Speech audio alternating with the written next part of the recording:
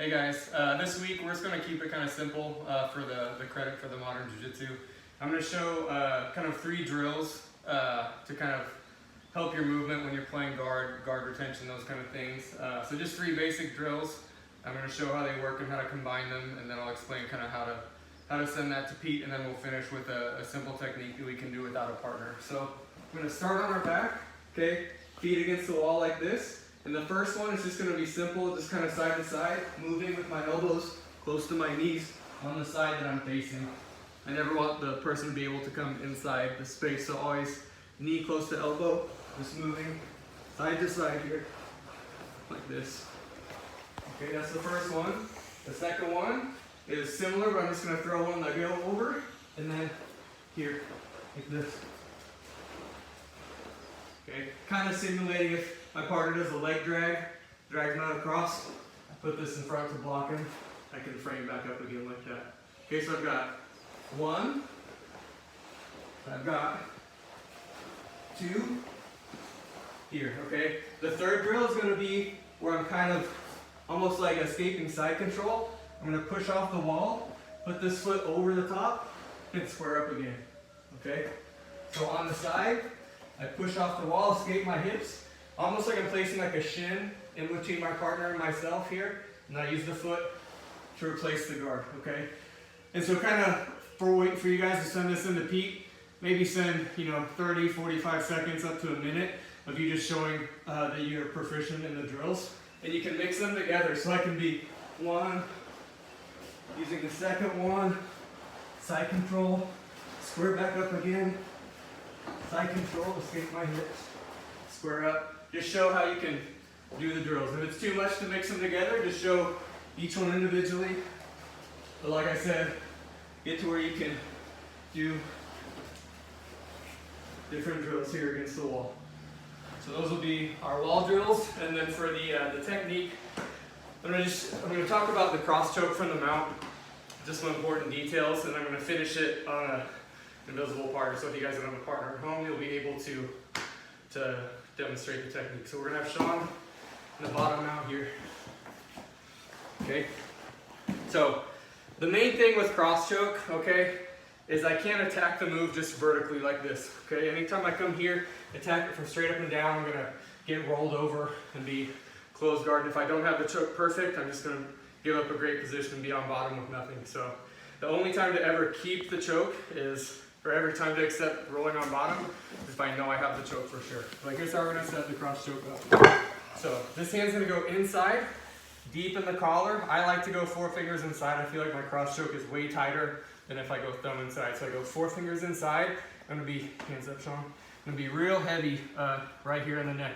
And one thing that I make sure that I do is I use my forearm and I close the space between his chest and my arm. I don't want the space open where we can weave hands underneath, and then it kind of release pressure from the choke. So use this grip here and I close my elbow super tight. So the main thing about cross choke, being able to finish it, is balance. Okay, I don't want to just get bumped and rolled. So when I have this hand on the collar here, obviously I can be taken this way. So my weight is committed to this side here, okay? So once I'm here, I need to work on my second grip, but I can't come like this because that's when I'm gonna get bumped and rolled on bottom, okay?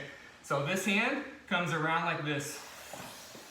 So now if he tries to bridge me to this side, I have a base here, okay? Now I get my second grip. I just kind of move the head a little bit. We don't have to get mean with this yet. I just make a grip as close to the neck as I can on the shoulder, okay? Now, both my hands are now committed, so if he was to take me anyway, I need to have another post. So as soon as this happens, I can post my head on the mat. So now if he bridges this way and tries to escape, I post my head. And then we're gonna talk about finishing the choke. So it's mainly about the balance that we're working today. So I come inside, 4 fingers inside. Okay, I close my elbow, okay? Now, overcommit my weight on this side. When it's time to get the second grip, I come around so that I have a post here. So that if he bridges and pushes me this way, Sean, I have a post. Now the moment that I recommit my hand inside here, I can place my head down, okay? Now, one detail here. If Sean is closing his chin, when I get here, they're tucking their chin. There's one detail we have to use, and cross choke is a pretty uncomfortable technique when you really want to achieve it against a person that's resisting. So we have to open his chin up. The way I do that, there's a soft spot between the jaw and the cheekbone, right here, okay? So when he's tucking his chin, I just put my forearm in that soft spot and I lift. Once I lift, I drop inside, okay? Now my head replaces on the mat like this, so if he's, trying to bridge me off, he can't. And I finish, I bring myself close. My elbows stay close to myself. I pull my elbows to myself, and I'm gonna roll the grips inside, so I'm taking all the slack out of the gi. So when I finish, my head is close to his head, I pull my elbows to myself, I flex everything, and I roll my wrist. So one more explanation, then I'll do it on my invisible partner. So 4 fingers inside, overcommit my weight here so I'm safe. I post so that I can't get bumped and rolled to this side. And I get my second grip.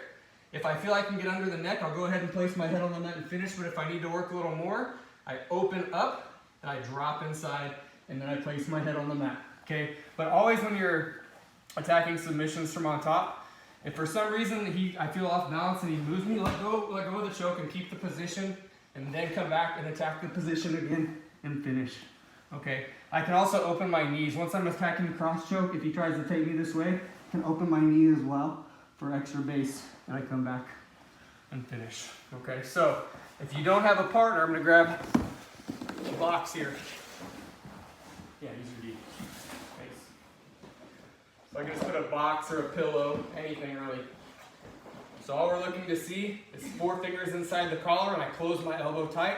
Okay, I post here to make sure I have good balance all the way to this position here. Okay, once I'm here, I come inside and grab. If I need to lift the chin up, I lift and drop down. I post my head on the mat, pull everything to myself and roll my wrists and finish. Okay.